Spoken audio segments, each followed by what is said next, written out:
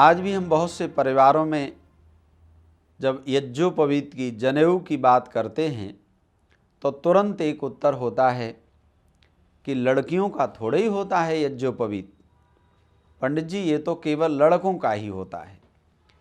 आज ये विचार करना बहुत ज़रूरी है कि क्या यज्ञोपवीत लड़कों का ही होना चाहिए अथवा लड़कियों को भी यज्ञोपवीत पहनने का अधिकार है।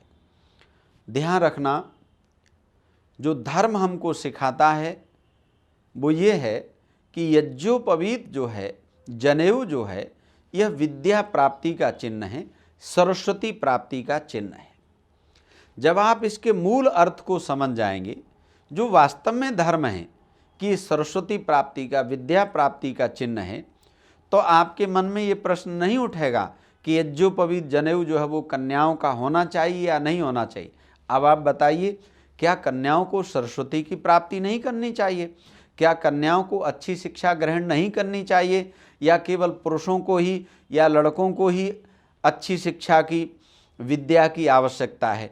तो आप सबका यही उत्तर होगा कि नहीं, कन्याओं को भी उतनी ही अच्छी शिक्षा, उतनी ही अच्छी सरस्वती की ज़रूरत है जितनी लड़कों को ज़रूरत होती है। इसलिए वेदों के अनुसार, चारों वेदों में कहीं पर भी एक भी मंत्र ऐसा नहीं है जहाँ पर ये लिखा हो कि कन्या का यज्ञोपवीत नहीं होगा, अपितु वेदों में यह तो लिखा है कि चाहे पुत्र हो या पुत्री हो, उसका हमको यज्ञोपवीत संस्कार जरूर कराना चाहिए। आज एक सबसे बड़ी समस्या ये रहती है, जनेऊ संस्कार करा दिया, उसके बाद लोग ये कहते हैं कि जी कान पर डालने की याद नहीं रही तो जनेऊ तो खंडित हो जाएगा। तो मैं इसका समाधान धर्म ज्ञान के माध्यम से आपको देना चाहता हूँ। देखो सज्जनों, आजकल जैसे लोग वस्त्र आदि पहनते हैं, पहले ऐसे वस्त्र आदि नहीं पहनते थे। एक ओढ़ने के लिए, एक पहनने के लिए कटिवस्त्र होता था। तो जब लघु शंका या दीर्घ शंका के लिए वॉशरूम आदि जाते थे तो भूमि से लग कर के कहीं जनेऊ गंदा न हो जाए, इसलिए गंदगी से बचाने के लिए उस जनेऊ को, यज्ञोपवीत को, और कोई खूंटी तो थी नहीं, कान पर ही 2-3 चक्कर लगा देते थे, जिससे वो ऊंचा उठा रहता था और गंदा होने से बच जाता था। इसलिए इसके कारण कि हम कान पर नहीं डालेंगे तो यज्ञोपवीत खंडित हो जाएगा, आप जनेऊ पहनना बंद मत करिए। चाहे पुत्र हो या पुत्री हो, उनको यज्ञोपवीत जरूर कराएं और साथ ही बता दें कि विद्या प्राप्ति का चिन्ह है, सरस्वती प्राप्ति का चिन्ह है, और ये 3 ऋणों से हमको उर्ण होने की याद दिलाता है। चाहे पुत्र हो या पुत्री हो, उसके ऊपर 3 ऋण अवश्य होते हैं। यज्ञोपवीत के, जनेऊ के जो 3 धागे होते हैं वो हमें 3 ऋणों की भी याद दिलाते हैं। पहला धागा हमें माता और पिता के ऋण की याद दिलाता है। जिस माँ की कोख में पल करके हम बड़े होते हैं, उस माँ के बहुत उपकार हमारे ऊपर हैं। एक बार आचार्य चाणक्य से लोगों ने कहा कि आचार्य जी, माता पिता के कितने ऋण होते हैं, आप हमें बता दीजिए, तो हम सारे ऋणों से उऋण होना चाहते हैं। तो आपको पता है आचार्य चाणक्य ने क्या कहा?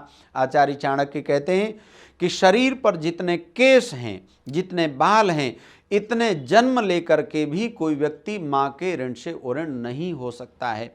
वे पिता जिन्होंने माँ के सहयोगी बन करके हमारे लिए सब चीज़ों का सुप्रबंध किया, वे माता और पिता हमारे लिए सम्माननीय होते हैं।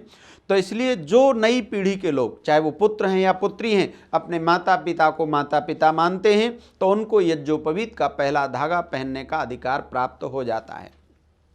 और दूसरा धागा हमको आचार्यों के, गुरुओं के, टीचर्स के ऋण की याद दिलाता है, जिन्होंने हमको अच्छी शिक्षा दे करके इस मनुष्य जीवन को ढंग से जीने के लिए तैयार किया। तो दूसरा धागा हमें गुरुओं के, आचार्यों के, टीचर्स के ऋण की याद दिलाता है, उनका भी हमारे ऊपर ऋण होता है। और तीसरा धागा हमें ईश्वर के ऋण की याद दिलाता है। आप आश्चर्य करेंगे, ये मनुष्य का जीवन हमको ईश्वर की कृपा से मिला। अगर परमात्मा की व्यवस्था न होती और मनुष्य के अलावा किसी भी योनि में हम चले जाते, तो आप बताओ ये कुछ काम कर सकते थे क्या? न तो माता पिता को याद कर सकते थे। जितना पशु जगत है, पक्षी जगत है, वहाँ यही तो सबसे बड़ी समस्या है कि न तो उनको माता पिता याद रहते कुछ समय के बाद में, न वो अपने गुरुओं को, आचार्यों को, वहाँ पर ऐसी कोई व्यवस्था नहीं, और न ईश्वर का स्मरण कर सकते।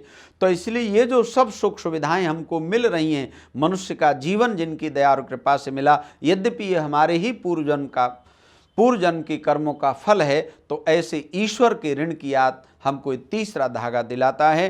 तो जो माता पिता को माता पिता मानते हो, अपने टीचर्स को टीचर मानते हो, ईश्वर को ईश्वर मानते हो, उनको यज्ञोपवीत पहनने का पूरा अधिकार है, चाहे वो फिर पुत्र हो या पुत्री हो। अब ये वो नियम नहीं रहा कि ये पहनेंगे ये नहीं पहनेंगे, नहीं, अच्छे जो काम है वो सब करें, चाहे वो लड़कियां हों चाहे लड़के हों, और बुरे काम कोई न करें, चाहे वो लड़का हो या लड़की हो। यज्ञोपवीत पहनना धर्म है, और यज्ञोपवीत की जानकारी करना ही वास्तव में धर्म ज्ञान है। तो हम इस ज्ञान को अपने जीवन में जरूर अपनाएं।